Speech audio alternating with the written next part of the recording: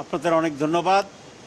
আজকে আমরা বাংলাদেশ জামাত ইসলামী যদি সরকার গঠন করে জনগণের সমর্থনের মাধ্যমে, তাহলে আমাদের পলিসি কী হবে রাষ্ট্র পরিচালনায়, সে ব্যাপারেই আমরা মূলত একটা গ্লিমস অফ আইডিয়াস আমরা দেওয়ার জন্য চেষ্টা করেছি, যেটাকে আমরা বলছি আমাদের পলিসি পেপার আজকে আমরা পেশ করছি। তো এখানে আমাদের মূল ফোকাস হচ্ছে আমরা একটি করাপশন ফ্রি বাংলাদেশ, একটা প্রসপারাস বাংলাদেশ এবং একটা গুড গভর্নেন্স কীভাবে হবে সে ব্যাপারে আমরা মূলত কথা বলেছি।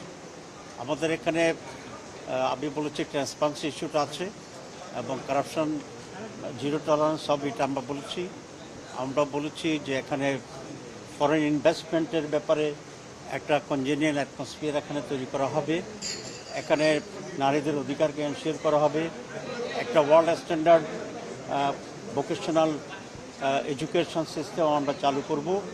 আমরা ডিস্ট্রিক্ট লেভেলে অয়েল ইকুইপড এবং এক্সপার্টিস দিয়ে বড় ধরনের হসপিটাল তৈরি হবে, যাতে করে আপনাকেই বলছি ইন্স্যুরেন্স করলে সিটিতে সুরক্ষা পাবেন নিশ্চিত।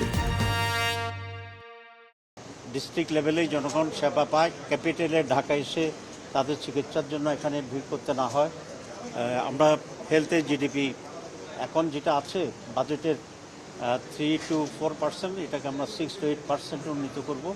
আমরা এডুকেশন বাজেট বাড়াবো এবং সেলফ রিলায়েন্ট এসএমই যেটা বলা হয় স্মল এবং মিডল এন্টারপ্রেনারশিপ তৈরি করার জন্য আমরা চেষ্টা করব। আমরা এখানে প্রোডাক্টিভ টেকনিক্যাল বেস এগ্রিকালচারের উপরে আমরা জোর দেব, যাতে করে ফুডে আমরা স্বয়ংসম্পূর্ণ হয়ে আমরা একটা এক্সপোর্ট করার মতো পজিশন আমরা যেতে পারি। এরপরে বাংলাদেশে এখন যে নিরাপত্তার সমস্যা, আমরা এমন একটি দেশ করব যেখানে পুরুষ তো বটে একজন মহিলা নির্বিঘ্নে রাত 2টায় তার পথ চলতে পারে।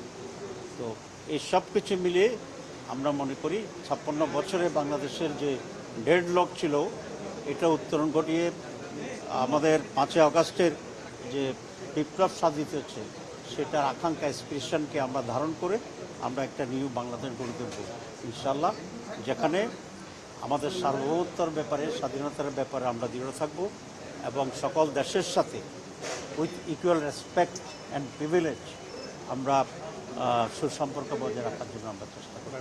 এগুলো হচ্ছে আমাদের silent features of our policy. Jamaat Islami সম্পর্কে অনেক মিসপ্রোপাগান্ডা দেশ এবং বিদেশে ছিল। আমরা ইতিমধ্যেই বিদেশের সাথে আমাদের অনেক গভীর সম্পর্ক তৈরি হচ্ছে, এক্সচেঞ্জ হচ্ছে। যে সমস্ত মিসপ্রোপাগান্ডা ছিল অনেকটাই অপনোদন করতে আমরা সক্ষম হয়েছি এবং সেটার প্রমাণ হচ্ছে আজকে আমেরিকা থেকে শুরু করে, রাশিয়া থেকে শুরু করে, মুসলিম দেশ চায়না থেকে শুরু করে অন্যান্য মুসলিম দেশ, প্রায় সকল দেশের কূটনীতিকেরা আজকের এই মিটিংয়ে আসছে।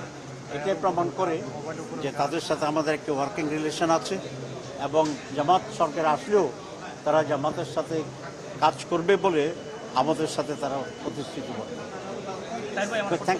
আপনি বলছিলেন যে বিভিন্ন খাতগুলোতে বাজেট বাড়ানো হবে, স্বাস্থ্য খাতে বর্তমান 4% আছে, সেটা বের করে 6%। আমরা 6 থেকে 8% এই টাকাটা কোথা থেকে আসবে সেটা আসলে যদি একটু নির্দিষ্ট না, আসলে আমাদের যে বাজেট আছে সে বাজেট থেকেই হবে, প্রপোর্শনটা আমরা এখানে বাড়িয়ে দেবো। সেক্ষেত্রে অন্য সেক্টরগুলোতে বাজেট ঘাটতি দেখা যাবে কিনা?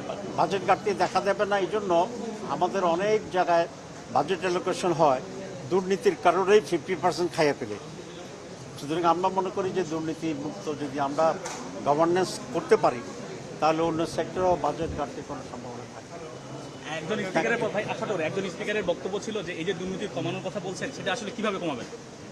প্রথম কথা হচ্ছে আমরা যারা ক্ষমতা থাকবো, লিডারশিপ যারা আছে, আমাদের মন্ত্রী প্রধানমন্ত্রী যারা থাকবে, তারা নিজেরা যখন দুর্নীতি মুক্ত হবে অটোমেটিক্যালি এর প্রভাব আমাদের অন্যান্যদের কাছে পড়বে। 2 নম্বর হচ্ছে দুর্নীতির ব্যাপারে আমাদের জিরো টলারেন্স থাকবে। যেখানেই দুর্নীতির সোর্স আছে এটা আমরা তখনই গুড়িয়ে দেবো ইনশাআল্লাহ।